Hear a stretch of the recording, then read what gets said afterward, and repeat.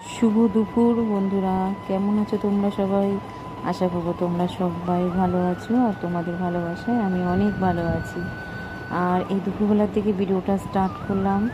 এখন বাজে 2:05 হবে। রান্না আমার অর্ধেক হয়ে গেছে আর অর্ধেকটা বাকি আছে। আর আমি একটু তাড়াহুড়োর মধ্যে আছি বন্ধুরা, কেননা ছেলের স্কুলের মিটিং আছে, ওই মিটিংয়ে আমার যেতে হবে। আবার এদিকে শ্বশুরের শরীরটাও খুব ভালো না, শ্বশুর কতদিন ধরে যেতে পারছে না দোকানে, আর বাড়িতেই আছে। তা চলো বন্ধুরা, ভিডিওটা প্রথম থেকে শেষ পর্যন্ত দেখতে থাকো। কেমন লাগবে ভিডিওটা অবশ্যই কমেন্টের মাধ্যমে জানিও, আর ভালো লাগলে লাইক কমেন্ট শেয়ার করো, পাশে থেকো। তো চলো দেখতে থাকো। পুজোটা সেরে তারপরে যাব ছেলেকে একবারে স্কুল থেকে আনার সময়, ওদের এখানে মিটিং আছে বললাম যে, তাই জন্য ভিডিওটা অন করলাম। আবার রান্নাটা সঠিকভাবে সেরে নিই। এই দুখানি রান্না শুধু বাকি আছে, মনে হচ্ছে শুধু রান্না, তিনটে রান্না করলেই হয়ে যায়।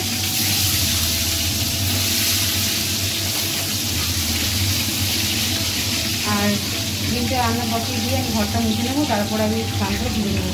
তো চলো বন্ধুরা, পরে রান্নাটা তোমাদের সাথে শেয়ার করছি, আমি করে নিই তারপরে। দেখো, এটা আমার খুব প্রিয় একটা কড়াই বলতে পারো।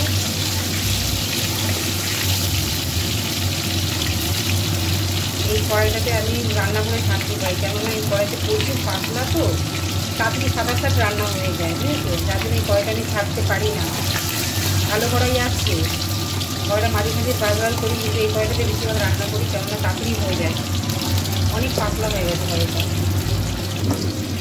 চলো, এই যে আলুগুলো ধুয়ে রাখলাম, আলু দিয়ে, আর এই যে পেঁয়াজ কেটে রেখেছি, আর এই যে মশলা বানাবো একবারে পেঁয়াজ আদা রসুন। আজকে আমার টমেটো নেই, জানো, টমেটো ছাড়া রান্না আমার ভালোই লাগে না করতে।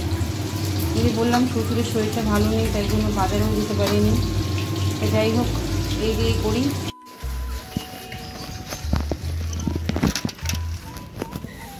বন্ধুরা, এই যে সাইকেল নিয়ে বেরিয়ে গেলাম।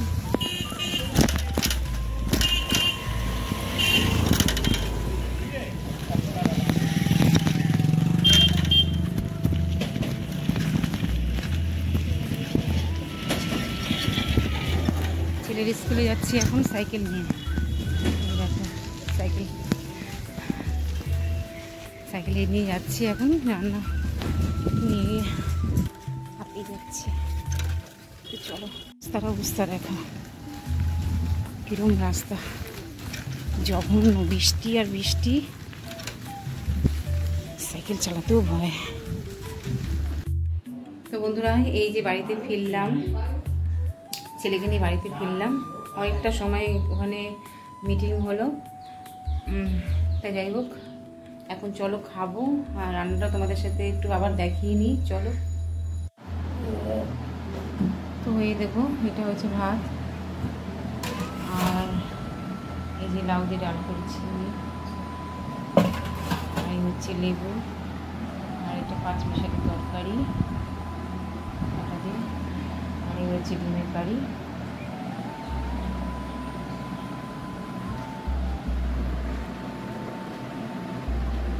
ভাত দিয়ে দিলাম।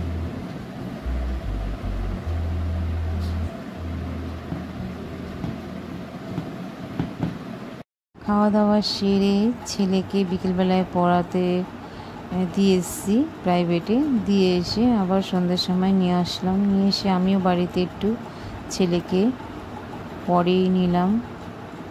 আর ও একা একাও পড়তে পারে, ওটা কোনো ব্যাপার না। পড়িয়ে দিলে কি ওর একটু মুখস্থটা বেশি হয়। তা যাই হোক, বিকেলবেলার টাইমটা একটু ওকে নাই টাইম দিলে ও একা একা বসে বসে পড়বে ঠিক, কিন্তু ওর মনটা অন্যদিকে চলে যায়, বুঝেছো? তার জন্য বাড়িতেই যত পারি ওর পাশে একটু বসে পড়াগুলো ধরার জন্য। এটাই হচ্ছে মায়েদের ডিউটি, বলো, সব কিছু সামাল দিতে হয়। তো বন্ধুরা, অনেকক্ষণ বাদে আবার তোমাদের সামনে আসলাম। আর সেই যে মনে হয় দুপুরবেলায় এসেছিলাম, আর আসা হয়নি। আর তারপরে শ্বশুরের শরীর খুবই খারাপ, তার জন্য আর ভিডিওটা আমি করিনি কিছুই। বাবা সেই থেকে যে শুয়ে আছে। খুব কাশি হচ্ছে, প্রচুর কাশি, এত কাশি যে ওনার বুক পিঠ পুরো ব্যথা হয়ে গেছে, এত কাশি হচ্ছে। তো যাই জন্য আমি ভিডিওটা কন্টিনিউ করিনি। আর আপনাদের ছেলেকে ওই পড়ার ওখান থেকে গিয়ে নিয়ে আসলাম, নিয়ে এসে ছেলেকে এখন খেতে দিয়ে দিয়েছি, ও খাচ্ছে। রুটি করলাম রাতে, আমারও পাশে আরম্ভ হয়ে গেছে। যাই হোক, রুটি করলাম, আর রাতে হবে রুটি। আর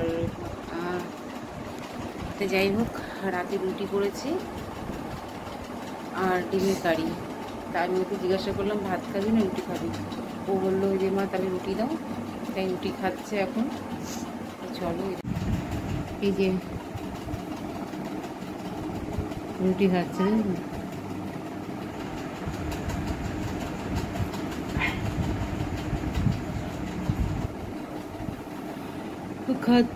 আর আমরা খুব পরে খাবো। ওর বাবা এখনো আসেনি,